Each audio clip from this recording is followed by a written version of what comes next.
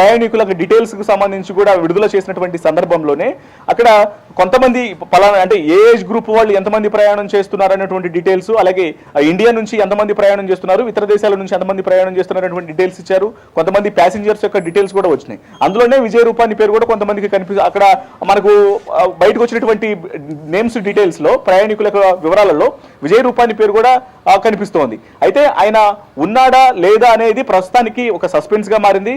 అయితే అధికారుల నుంచి అంటే ఇంటర్నల్ గా ఉన్నటువంటి సమాచారాన్ని బట్టి విజయ రూపాని అందులోనే ఉన్నాడు అనేది మాత్రం తెలుస్తోంది. దీన్ని అధికారులు కన్ఫర్మ్ చేయాల్సినటువంటి అవసరం ఉంది. ఒకవేళ విజయ రూపాని అందులో కనుక ఉన్నట్లయితే ఖచ్చితంగా ఈ వ్యవహారం అనేది అతిపెద్ద చర్చనీయాంశమైనటువంటి విషయం ఉండేది. ఒక మాజీ ముఖ్యమంత్రి ఎయిర్పోర్టు ఇటు అక్కడికి వెళ్ళడం, అందులో ప్రయాణం చేసి ప్రాణాలు కోల్పోవడం అనే దానికి సంబంధించి కూడా ఒక హాట్ టాపిక్ గా ఉంది. అది కూడా గుజరాత్ మాజీ సీఎం అవడంతో ఇది కొంత చర్చనీయాంశంగా మారేటువంటి అవకాశం ఉన్నాయి. ఏది ఏమైనప్పటికీ మొత్తం ఇప్పటి వరకు 169 మంది భారతీయులు అందులో ఉంటే 53 మంది బ్రిటిషర్స్ ఉన్నారు, 7 పోర్చుగీస్ వాళ్ళు ఉన్నారు, ఒకళ్ళు కెనడాకు సంబంధించినటువంటి దేశీయులు ఉన్నారు.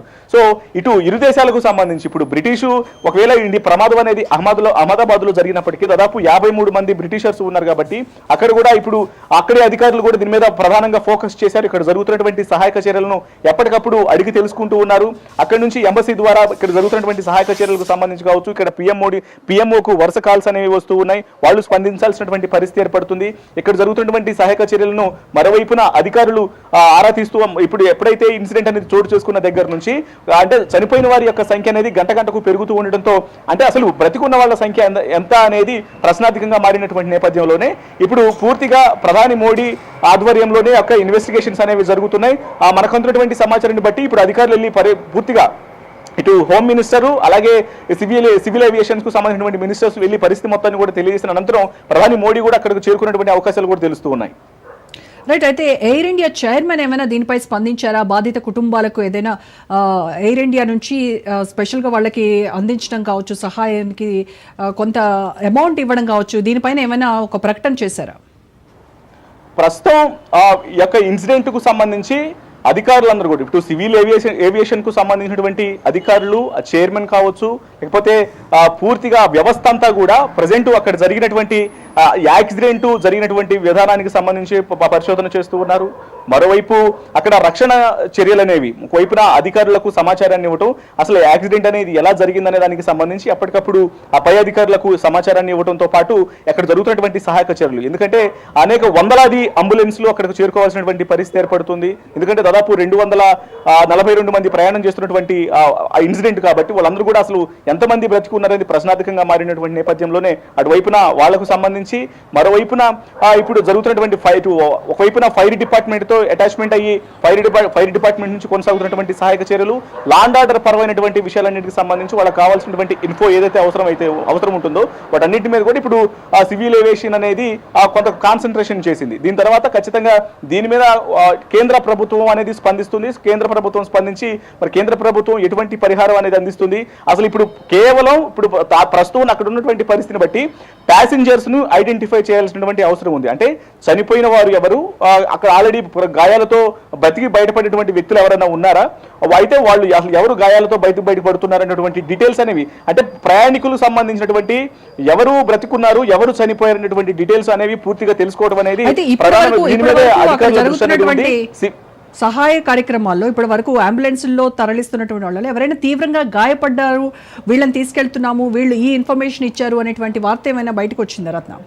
ఇప్పటి వరకు అసలు ఎటువంటి దానికి సంబంధించినటువంటి వార్త అనేది ఏ ఒక్క వార్త కూడా లేదు. ఎందుకంటే ఇప్పటి వరకు మొదట అహ్మదాబాదు హాస్పిటల్స్ కు మొదట 40 మృతదేహాలు చేరుకున్నటువంటి విషయం తెలిసింది.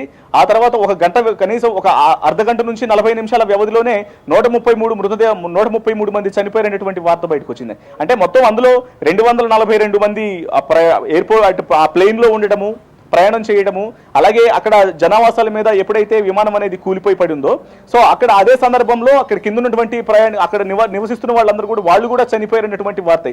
ఎందుకంటే ఆ ఫ్లేమ్ అనేది అంటే మంటలు చాలా విపరీతమైనటువంటి ఒక్కసారిగా బ్లాస్ట్ అనేది చాలా పెద్ద ఎత్తున జరిగినటువంటి నేపథ్యంలోనే అక్కడ కింద ఉన్నటువంటి వ్యక్తులు చనిపోయారు. ఫ్లైట్ లో ఉన్నటువంటి వాళ్ళు ఆల్మోస్ట్ చాలా మంది చనిపోయారు. సో ఇప్పుడు ఇందులో ఫ్లైట్ లో ప్రయాణిస్తున్నటువంటి వ్యక్తులు ఎంతమంది చనిపోయారు, కింద జనావాసాల్లో ఉన్నటువంటి వ్యక్తులు ఎంతమంది చనిపోయారు అనేది ప్రస్తుతానికి ప్రశ్నార్థకంగా మారింది. ఇక ఇప్పుడు గాయాలతో బతికి బయటపడిన వాళ్ళకు సంబంధించినటువంటి ఇన్ఫర్మేషన్ అనేది ఇప్పటి వరకు ఎటువంటి ఇన్ఫర్మేషన్ అనేది లేదు. ఒక వ్యక్తి గాయాలతో హాస్పిటల్లో చికిత్స పొందుతున్నాడు ఈ ఇన్సిడెంట్ లో బయటపడి అనే దానికి సంబంధించి ఎటువంటి ఇన్ఫర్మేషన్ లేదు. కాకపోతే ఎవరైతే అక్కడ కింద నిర్వాసితులు ఉన్నారో ఎయిర్పోర్ట్ అది ప్లేను ఒక్కసారిగా క్రాష్ అయ్యి కింద పడిన తర్వాత పరిసర ప్రాంతాల్లోనే ఒక తీవ్ర గాయాల పాలైనటువంటి వ్యక్తులు మాత్రం కొంత ఆసుపత్రుల్లో ఉన్నట్లు తెలుస్తోంది. వాళ్ళు కేవలం ఎప్పుడైతే ఆ ఫ్లైట్ అనేది కింద పడిన తర్వాత జరిగినటువంటి పరిణామాలను వివరించేటువంటి అవకాశం ఉంటుంది, కానీ అసలు ప్లేన్ అనేది ఎప్పుడు టేక్ ఆఫ్ అయింది, ఎలా క్రాష్ జరిగింది, లోపల ఎటువంటి ఇండికేషన్స్ వచ్చాయనేది దానికి సంబంధించినటువంటి ఇన్ఫర్మేషన్ అందించినటువంటి వ్యక్తులు ఉన్నారా లేదా అనేది పెద్ద క్వశ్చన్ మార్క్ గానే మారింది ఇప్పటికీ. రైట్, థ్యాంక్ యూ రత్న.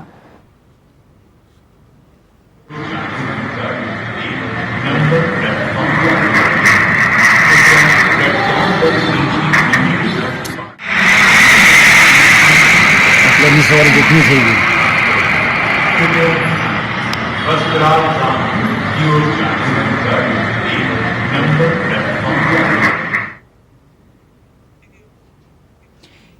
ఈ దుర్ఘటనపై ఎయిర్ ఇండియా ఒక ప్రకటన విడుదల